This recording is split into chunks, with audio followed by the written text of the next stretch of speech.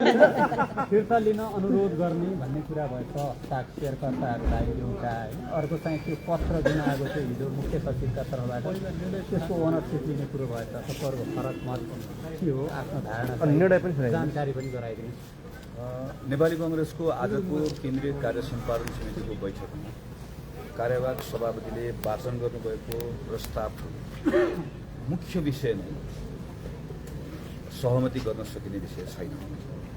यसमा लेखिएको मुख्य विषय छ पार्टी विधान अनुसार नियमित महाधिवेशनको कार्यसूची घोषणा भएपछि विशेष महाधिवेशन आवश्यक छैन।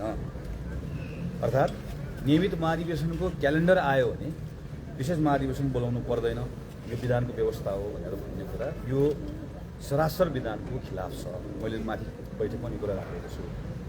मैले गोदावरीको महासमितिको बैठकमै 2082 सालमा नियमित महाधिवेशनको कार्यतालिका प्रस्तुत गरेको थिएँ। त्यो बेलामा के भनियो भने यो केन्द्रीय कार्य समितिको अधिकार हो, पछि गरौँ।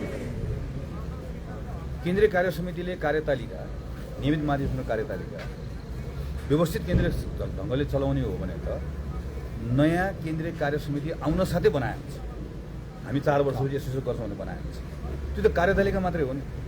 कार्यतालिका आयो, त्यस कारणले गर्दाखेरि यो विधानले बोलाउनु पर्दैन भनेर भन्ने कुरा ठाडै विधानको अपव्याख्या हो।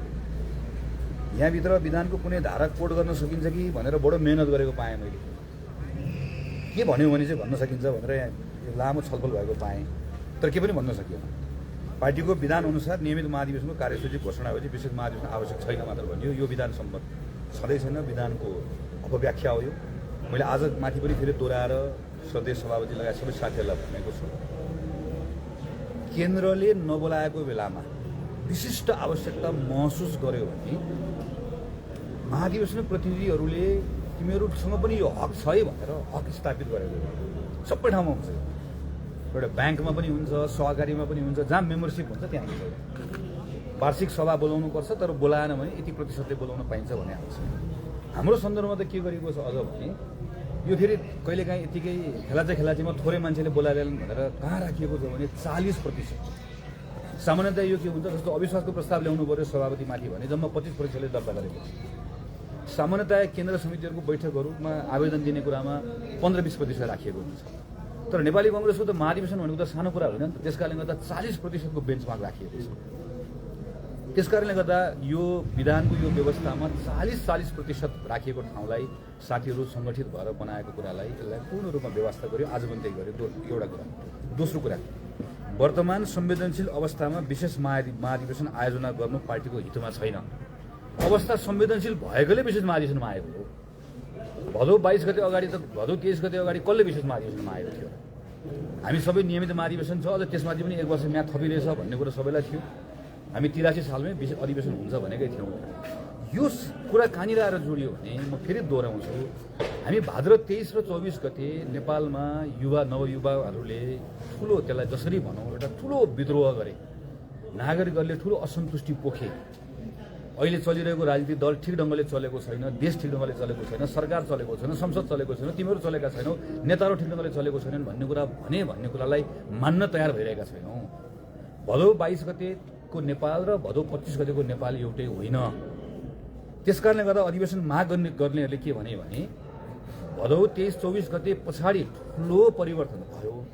यो परिवर्तन किन भयो, कसरी भयो, हाम्रो भूमिका के रह्यो, कहाँ सही कहाँ गलत, यो सबैको विश्लेषण गरौँ। नीति पनि फेरौँ, नेता पनि फेरौँ, नेतृत्व पनि फेरौँ, नीति पनि फेरौँ। त्यसका निम्ति अधिवेशन गरौँ। छिटो गर्न सकिन्छ भने मङ्सिरभित्रमा नियमित गरौँ। तब त्यो हाम्रो जिम्मा थियो नि त होइन। नियमित अधिवेशन त फेरि कसैले मागेर त पाइँदैन। तर तपाईँहरू छिटो मङ्सिरमा गर्न सक्नुहुन्न भने त्यसो भएदेखि पुरानै महाधिवेशन प्रतिनिधिबाट महाधिवेशन गरौँ, नेता फेरौँ, नीति फेरौँ, राष्ट्रिय सङ्कल्प गरौँ, यही भनेको त हो। त्यस कारणले गर्दा त्यसको लागि विशेष महाधिवेशन गरौँ भनेर मागेको हो नि त। यो पनि मिलेन। संवेदनशील अवस्थामा विशेष महाधिवेशन गर्नु, संवेदनशील भएकोले विशेष महाधिवेशन मागेको। तेस्रो कुरा पनि मिलेन। यो कार्यले आजको विषम परिस्थितिमा पार्टीलाई विभाजनतर्फ लैजान सक्छ।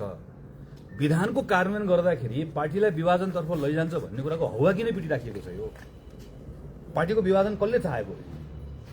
किन लगातार पार्टीको महाधिवेशन प्रतिनिधिहरू जो विशेष महाधिवेशनमा सहभागी हुन आउँदै हुनुहुन्छ, वो पार्टीको महाधिवेशन प्रतिनिधि हो। विधानको आफ्नो हक प्रयोग गरेर महाधिवेशन मागिराख्नु भएको छ। उनलाई के भनिएको छ भने विधानको यो धारा प्रयोग गरियो भने विभाजनतर्फ जान्छ। विधानको यो धाराको प्रयोग गरिएन वा कार्यान्वयन गरिएन, यत्रो देशभरिका साथीहरूले भनेको कुरालाई एकपटक सुन्ने प्रयास गरिएन। उनले जे भने त्यो हुनुपर्छ भन्ने छैन, उहाँले जे भन्नुभयो त्यो हुन्छ भन्ने पनि छैन, नहुन सक्ला नि त। तर एकपटक सुन्ने प्रयास पनि भएन, एकपटक संवाद गर्ने प्रयास पनि गरेन भने पो बरु पार्टी टुट्ला। पार्टी टुट्ने भनेको चाहिँ केवल औपचारिक रूपमा पार्टी टुट्ने, पार्टीको कार्यकर्ताहरूको विश्वास टुट्ने कुरा हो नि त, पार्टीको साथीहरूको मन टुट्ने कुरा हो नि त। हामी निर्वाचनमा जानुभन्दा पहिला अधिवेशन गर्नै पर्छ, पार्टीको नेता र नीति बदलिनुपर्छ भन्ने आवाज उठाएर आएको साथीहरूलाई हामी जुन निर्णय पुगे पनि उनीसँग बसेर कुरा गरेर संवाद गरेर त्यो कुरा सुनेर एक ठाउँ आयो भने पो पार्टी एक ठाउँ रहन्छ, पार्टीको साथीहरूको मन एक ठाउँ रहन्छ। यो कहाँबाट सुरु भएको हो भने, म फेरि दोहोऱ्याउँछु, यो कहाँबाट सुरु भएको हो भने यो कार्यालयमा पार्टीको हामीभन्दा धेरै नयाँ पुस्ताको साथीहरू आइसक्नुभयो। हाम्रै पुस्ताको साथीहरूलाई पनि यहाँ चाहिँ हामी महामन्त्री भएर आयौँ, यसलाई एक तरिकाले यसलाई स्वीकार गर्न नसकिएको, मैले त्यो कुरा भन्नै पर्छ, स्वीकार गर्न नसकिएको। त्यो कारणले गर्दाखेरि त्यो विशेष महाधिवेशन माग्ने त हामी होइन नि त, मैले आज सम्झाएँ उहाँहरूलाई, हामी होइन, त्यो त हामीहरूभन्दा पनि धेरै सिनियर नेताहरू रहेको, सिनियर जुनियर सबै 40% बढी मान्छेहरू यत्रो ठुलो सङ्ख्यामा छ। हामीहरूलाई यो दुईवटा महामन्त्रीहरूसँग जोडिएको छ, त्यस कारणले गर्दा यसलाई पेल्नुपर्छ, ठेल्नुपर्छ भन्दै गर्दाखेरि त्यो ख्यालै गरिएन। हामीलाई त सङ्ख्याको आधारमा यहाँ पेल्ने ठेल्ने काम त वर्षौँदेखि भइ नै रह्यो। हामी कति ठाउँ लड्यौँ, कति ठाउँ सकेनौँ, कति ठाउँ हामी आफै पनि हार्यौँ होला, कति ठाउँ लाचार भयौँ होला, कति ठाउँ चुक्यौँ पनि होला, चुक्यौँ नै। तर त्यो यो पटक के ठानियो भने यो दुईवटा महामन्त्री हुन्, यसलाई पेल्नुपर्छ भन्दै गर्दा त्यो पेल्नुपर्छ भन्दै गर्दा उहाँले यो हदसम्म ठाउँसम्म पुग्ने अवस्था बन्यो। त्यसले आज फेरि उहाँलाई भनेका छौँ, तपाईँले लेखेको कुरा गलत, फरक, यो विधान सम्मत छैन, यसमा हाम्रो फरक मत छ। यहाँ सहमन्त्री फर्मुला मन्सुर हुनुहुन्छ, उहाँले पनि आफ्नो विचार त्यही ढङ्गले राख्नु भएको छ, यो विधान सम्मत छैन। त्यसैले हामीले फेरि अनुरोध गरेका छौँ कि 27 र 28 गते भनेर जुन आयोजना भएको छ, त्यो आयोजना कसले गर्यो भन्दै गर्दा आज मैले त्यो कुरा भनेको छु विधानमा कि मलाई देखाइदिनुहोस् 40%ले माग्यो भने आयोजना गर्नुपर्छ अनिवार्य भनिएको छ। त्यो केन्द्रले आयोजना गरेन भने के गर्ने काहीँ पनि लेखिएको छैन। त्यसो भने त भोलि त हामीहरू यस्तो अवस्थामा त यो अधिकारको प्रयोग कसले गर्ने त? स्वाभाविक रूपमा यो हुन्छ, किन यस्तो लेखेन होला त भन्दै गर्दा, किनभने केन्द्रीय कार्य समितिले यस्तो गर्ला भन्ने कल्पना गरिएन, केन्द्रीय कार्य समितिले यस्तो गर्ला भन्ने कल्पना नगरिएको कारणले गर्दा लेखिएन। त्यसैले साथीहरू आफैले यसको आयोजना गर्नुभएको छ, त्यसमा हामी सहभागी हुन्छौँ, देशभरिका साथीहरूलाई आह्वान गरेका छौँ, सबै साथीहरू आउनु विश्वास छ। र आज फेरि मैले भनेको छु कार्यवाहक सभापति मार्फतबाट पार्टी सभापतिजीलाई पनि यो कुरा पुर्याइदिनु होला। अहिले पनि हामी अपेक्षा गर्छौँ पार्टी सभापति 27 गते त्यो पार्टीकै साथीहरूले गरेको आयोजना हो, विधान सम्मत आयोजना हो, त्यो अधिवेशनमा उहाँ सहभागी हुनुपर्छ। त्यो अधिवेशनमा साथीहरू उहाँ सहभागी हुने कुराले यसले उहाँको पनि मान बढाउँछ, त्यो अधिवेशनलाई सहजतापूर्वक सम्पन्न गर्ने कुरामा पनि मद्दत पुर्याउँछ। त्यसैले यहाँबाट बसेर हामीले अधिवेशनको साथीहरूलाई फिर्ता लिऊ भनेर अपिल गर्ने भन्दा पनि यहाँबाट निर्णय गरेर यो अधिवेशन हाम्रो हो, केन्द्रीय कार्य समितिले स्वामित्व लिन्छ भन्ने कुरा गर्ने कुरा चाहिँ आजको लागि विधान सम्मत पनि हो, उपयुक्त कुरा पनि हो। यो गर्नुहोस्, यो गर्नुपर्छ भन्ने मेरो आफ्नो राय, हाम्रो आफ्नो राय मत र त्यसले नै सहमतिको बाटो पनि खोल्छ भन्ने कुराको लागि राखेर आएका छौँ। काङ्ग्रेसको पार्टी उल्लङ्घनको चाहिँ कीर्तिमानी नै गरेको छ। हिजो अस्ति उम्मेदवार छनौटमा पनि संसदीय समिति बनाएन। अब 1-2 महिना धेरै गर्न सकिन्छ भनेर तपाईँले पक्षधरहरूलाई बुझाउन सक्ने यस्तो छ। संसदीय समितिको बारेमा पनि अलिकति हाम्रो बुझाइलाई ठिक बनाउनुपर्छ। काङ्ग्रेसको संसदीय समिति छ, हिजो पनि केन्द्रीय कार्य सम्पादन समितिबाट संसदीय समिति पूर्ण छैन। संसदीय समिति सभापतिको नेतृत्वमा हुन्छ, हामी त्यसको पदेन सदस्य हौँ। हिजो हामीले फरक मात्रै संसदीय समितिमा राखेको हो, केन्द्रीय कार्य सम्पादन समितिमा राखेको हो। यो पनि यसमा जस्तो पार्टीको विधानको अभ्यास गर्ने क्रममा भएका सामान्य त्रुटिहरू, कतिपय ठाउँमा भएका विधानका उल्लङ्घनहरू, कतिपय ठाउँमा भएका विधानको उल्लङ्घन गर्ने कुरामा भएका नाजायज लाचारीहरू वा सम्झौताहरू त्यो एउटा पाटो। तर यो भनेको फन्डामेन्टल कुरा हो कि हामी आधारभूत कुराको विषयलाई लिएर पार्टीको चाहिँ जस्तो फन्डामेन्टल कुरा जहाँनिर यत्रो देशमा अहिले पनि म भने म यो विषयलाई फेरि भन्छु, यो पार्टीको विधान वा विधानको पालनासँग त जोडिएको कुरा होइन। कतिपय कुराहरू के हुन्छ ब्युरोक्रेटिक कुरा हो, टेक्निकल कुरा हो। मानव अहिले एकछिनलाई नेपाली कङ्ग्रेस पार्टीभित्रको हामीले पार्टीको विधानमा लेखेका छौँ, थुप्रै हाम्रो अर्गनाइजेसन कुराहरू छन् है। त्यो अर्गनाइजेसन कुराको सन्दर्भमा कहिलेकाहीँ तलमाथि भएको कुराहरू भयो होइन, ती पनि हुन नहुने कुरा। तर अहिलेको कुरा योसँग जोडियो, यो नेपाली कङ्ग्रेसको सानेपाको यो पार्टी कार्यालय के हामी काङ्ग्रेसमाथि बस्ने हामी पदाधिकारीको मात्रै हो? हाम्रो हजारौँ लाखौँ समर्थक शुभेच्छुक जोडिएका छैनन्? अथवा त्योभन्दा बाहिर हामीलाई कहिले मत नहालेका ती नौजवानहरू हाम्रो पार्टीप्रति प्रश्न छैन, उनीहरूको विचारसँग जोडिएको छैन। फन्डामेन्टल कुरा के हो भने, आधारभूत कुरा के हो भने, हामी भाद्र 23-24 गते नेपालमा ठुलो विद्रोह भयो, नागरिकहरू पार्टीहरूसँग रिसाए, हामीहरूसँग रिसाए, उनका प्रश्नहरू छन् भन्ने कुरालाई स्वीकार्न तयार हो कि होइन? कुरा यति मात्रै हो। स्वीकार्न तयार हो भने हामी अधिवेशनमा जान्छौँ, छलफल गर्छौँ, बहस गर्छौँ। होइन 23 र 24 गते के पनि भएको होइन।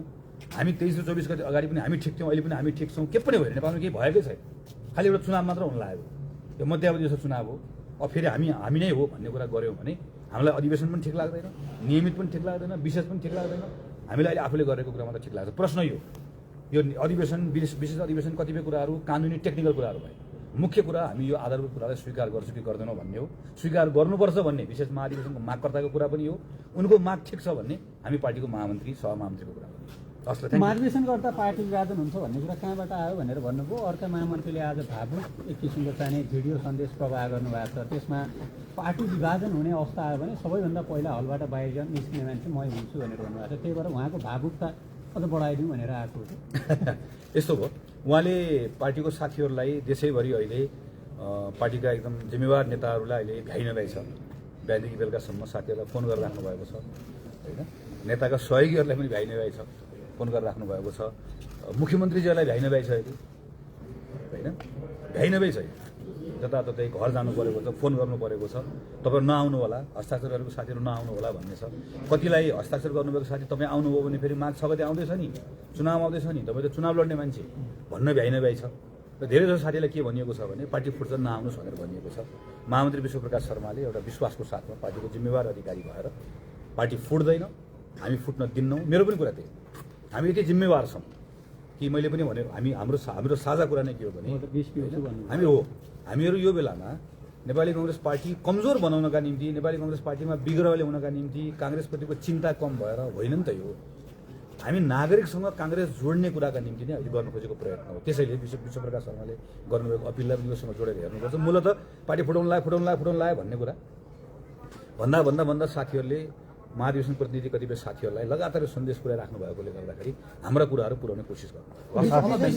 आयोजना भएकै दिन 27 गते युवा भेला र 28 गते चाहिँ जिल्ला सभापतिहरूको भेला राखिएको छ। यसलाई चाहिँ कसरी लिनुभएको? त्यो भेलाबाट साथीहरू नै अधिवेशनै आउनुहुन्छ। हाम्रो